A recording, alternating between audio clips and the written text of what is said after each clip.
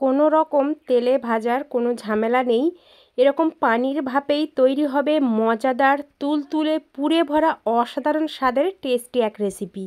আসসালামু আলাইকুম everyone, welcome to Mampi's kitchen. আর তার আগে বলে রাখি, তোমরা আমার ইউটিউব চ্যানেলে যারা নতুন বন্ধু আছো প্লিজ চ্যানেলটা সাবস্ক্রাইব করে রাখবে। আর ফেসবুক পেজ থেকে দেখলে পেজটাকে ফলো করে পাশে থাকবে।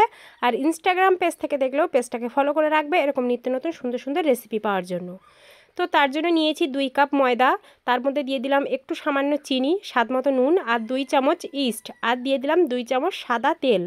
তারপর এটাকে ভালো করে মিশিয়ে নিয়ে কুসুম গরম পানি অল্প অল্প করে পানি দেব আর সুন্দর একটা স্মুথ ডো তৈরি করে নেব। তো দেখতেই পাচ্ছ খুব সুন্দর স্মুথ একটা ডো তৈরি করা হয়ে গেছে। আর উপর থেকে একটু সাদা তেল দিয়ে আমি ডোটাকে ঠিক এইভাবে একটু সেট করে নেব। তোমরা ভিডিও দেখা অনুযায়ী এইভাবে সেট করে নেবে। খুব সুন্দরভাবে সেট করা হয়ে গেছে। এইবার আমি পুরটা রেডি করে নেব। আর পুরটা রেডি করতে যতটুকু সময় লাগবে ততক্ষণ এটা আমি রেস্টে রেখে দেব। তো এটা রেস্টে রেখে দিলাম। তার জন্য একটা নিয়ে নিলাম কড়াইয়ে দিয়ে দিলাম সাদা তেল, তারপর দিয়ে দিলাম 1 বাটি পেঁয়াজ কুচি, একদম মিহি করে এটা আমি কুচি করে নিয়েছি। তারপর পেঁয়াজটা একটু ভালো করে ভেজে নেব। আর এখানে আমি অনেকটা পরিমাণে পুর রেডি করছি, কারণ এই একটা পুরে আমি 3 রকম রেসিপি আপলোড করব। একে একে সমস্ত রেসিপিগুলোই আমি আপলোড করব, তোমরা দেখতে পাবে।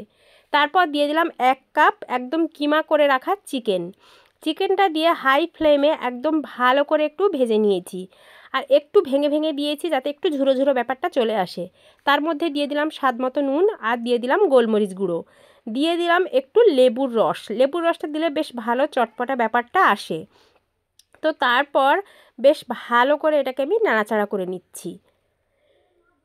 পুরটা যতটাই সুন্দর হবে ততটাই কিন্তু খেতে রেসিপিটা সুন্দর লাগবে বা নাস্তাটা সুন্দর লাগবে। তারপর একটু ভেজে নিয়ে দিয়ে দেব এখানে একদম মিহি করে কেটে রাখা গাজরটা দিয়ে দিলাম একদম মানে ছোট ছোট করে কেটে রাখা বা একদম সরু করে কেটে রাখা বাঁধাকপি। তো তোমরা তোমাদের পছন্দ মতো এখানে সবজি অ্যাড করতে পারো। তোমরা এখানে বিনস, বরবটি ইত্যাদি ইত্যাদি সবজি ব্যবহার করতে পারো। তো তারপর ভালো করে নাড়াচাড়া করে দিয়ে দিলাম একটু আদা রসুন বাটাটা দিয়ে বেশ ভালো করে নাড়াচাড়া করে নিচ্ছি। তারপর দিয়ে দেব এখানে একটু কাঁচা লঙ্কা কুচি, ঝালটা তোমাদের প্রয়োজন বুঝে দেবে। দিয়ে দিলাম একটু হলুদের গুঁড়ো, দিয়ে দিলাম একটু ঝালের গুঁড়ো। আবারও বলছি, আমি এখানে 3টে রেসিপি তৈরি করব, সেই জন্য বেশি পরিমাণে আমি এটা পুরটা রেডি করছি। তারপর দিয়ে দেবো একটু ধনিয়া গুঁড়ো, জিরে গুঁড়ো আর একটু সয়া সস। তারপর আবারও বেশ ভালো করে নাড়াচাড়া করে নিচ্ছি। তো তোমাদের প্রয়োজন বুঝেই তোমাদের পরিমাণ মতো তোমরা কিন্তু পুর রেডি করে নেবে। তো তারপর একটু নাড়াচাড়া করে দিয়ে দেবো ক্যাপসিকামটা একদম আমি শেষেই অ্যাড করলাম, যেহেতু ওটা সিদ্ধ হতে বেশিক্ষণ সময় লাগে না। আর পুরটা রেডি করতে না বেশি সময় লাগবে না। তো তারপর একটু নাড়াচাড়া করে এখানে আমি দিয়ে দিচ্ছি একটু অরিগানোটা দিলে বেশ ভালো একটা ফ্লেভার আসে। দিয়ে দিলাম গরম মশলার গুঁড়ো। তারপর দিয়ে দেবো একটু ম্যাগি মশলাটা দিলে কিন্তু বেশ ভালো একটা টেস্ট আসে। তো অবশ্যই চেষ্টা করবে ম্যাগি মশলাটা দেওয়ার। তারপর নাড়াচাড়া করে যখনই প্রায় শেষ পর্যায়ে চলে আসবে তখনই কিন্তু দিয়ে দেবো বেশ কিছুটা ধনিয়া পাতা। তো ধনিয়া পাতাটা দিয়ে বেশ ভালো করে কিন্তু আমি নাড়াচাড়া করে নিচ্ছি। দেখতেই পাচ্ছ পুরটা কিন্তু অনেকটা লোভনীয় হয়েছে আর খুব কম সময়ে কিন্তু পুরটা রেডিও হয়ে গেছে। তো এখনই আমি এটা বন্ধ করে ঠান্ডা হতে দেব। আর অন্যদিকে যে ময়দাটা আমি রেস্টে রেখেছিলাম সেটা কিন্তু বেশ ফুলে ডবল হয়ে গেছে। এবার আমি এটাকে বাতাস বের করে নেব, দিয়ে ভালো করে একটু ময়াম দিয়ে নেব। একটু সময় নিয়েই এটাকে ময়াম দিয়ে নেব, এতে করে নাস্তাটা ভীষণই নরম তুলতুলে বা স্পঞ্জি ব্যাপারটা আসবে, খেতে ভীষণই ভালো লাগবে। তো ভালো করে মথা হয়ে গেছে। তারপর ঠিক এইভাবে আমি সমস্ত লেচিগুলো কেটে নেব। লেচি কেটে নেওয়ার পর আমি হাতের মধ্যে একটু তেল লাগিয়ে ঠিক এইভাবে লেচিগুলো একটু সেট করে নেব, এতে করে সুন্দর একটা দেখতে ভালো লাগবে। তো তারপর একে একে সমস্তটা আমি সেট করে নিয়েছি। এবার প্রত্যেকটা আমি উঠিয়ে নেব। তারপর একটা এইভাবে হাতের সাহায্যে একটু প্রেস করে নেব। এখানে বেলাবেলির কোনো ঝামেলাই নেই। তো হাতের সাহায্যে একটু প্রেস করে নিয়ে তারপর যতটা পুর দেওয়া যায় ঠিক ততটা পরিমাণে আমি এখানে পুরটা দিয়ে দেব। তারপর চারি সাইডটা এইভাবে একটু উঠিয়ে নিয়ে আমি মুখটা একটু সিল করে দেব। খুব সাবধানে এটা করতে হবে যাতে করে পুরটা না বেরিয়ে আসে। তারপর এইভাবে মুখটা আমি সিল করে দিচ্ছি। তো রেডি হয়ে গেল আমাদের একটা নাস্তা। তো একে একে আমি এইভাবে নাস্তাগুলো কিন্তু রেডি করে নেব। দেখতেই পারলে কতটা সহজে আর কম সময়ে হয়ে গেল। আর এখানে একটু দেখতে সুন্দরের জন্য একটা চেরি ফল আমি মাঝখান থেকে কেটে নিয়ে হাফ এখানে দিয়ে দিলাম। দেখো কতটা আকর্ষণীয় হয়ে গেছে। তো একে একে কিন্তু আমি সমস্তটা রেডি করে নিয়েছি।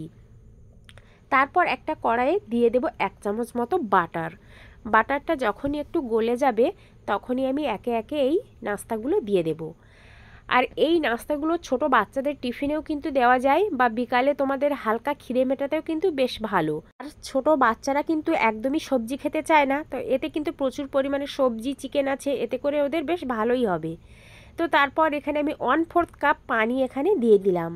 তারপর ঢাকনা দিয়ে ঢেকে, আর ঢাকনার মধ্যে যদি কোনো ছিদ্র থাকে সেটা কিন্তু আটকিয়ে দিতে হবে। তারপর একদম মিডিয়াম আঁচে এটা উপর থেকে দেখলেই তোমরা বুঝতে পারবে যে এটা হয়ে গেছে কিনা। যখন এরকম খুব সুন্দরভাবে ফুলে উঠবে আর একদম পানিটা পুরো শুকিয়ে যাবে তখনই বুঝবে এটা হয়ে গেছে। আর আরেকটা টিপস তোমাদের এখানে বলে দিই, এইভাবে একটু আঙুল ঠেকালে দেখবে যে আঙুলের গায়ে চিটপিটে ব্যাপারটা আসছে না, তখনই বুঝবে যে এটা খুব ভালোভাবে হয়ে গেছে। যদি একটু চিটপিটে ব্যাপারটা থাকে তখন আর একটু সময় নিয়ে এটাকে ভাপিয়ে নিতে হবে।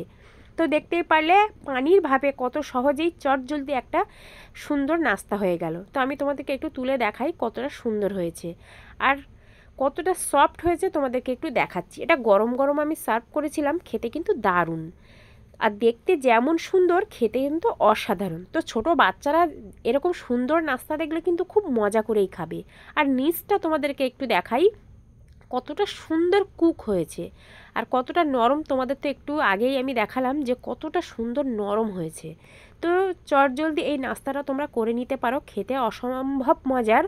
তো রেসিপিটা ভালো লাগলে কমেন্টে জানিও, আর ভালো লাগলে বেশি করে ভিডিওটা একটু শেয়ার করে দিও যাতে করে অন্য বন্ধুরা জানতে পারে বা বুঝতে পারে। তো তোমাদের ভিতরটা একটু কেটে দেখাই যে কতটা লোভনীয় হয়েছে আর কতটা জালিদার হয়েছে। ভিডিওটা একদম পুরে ভরা।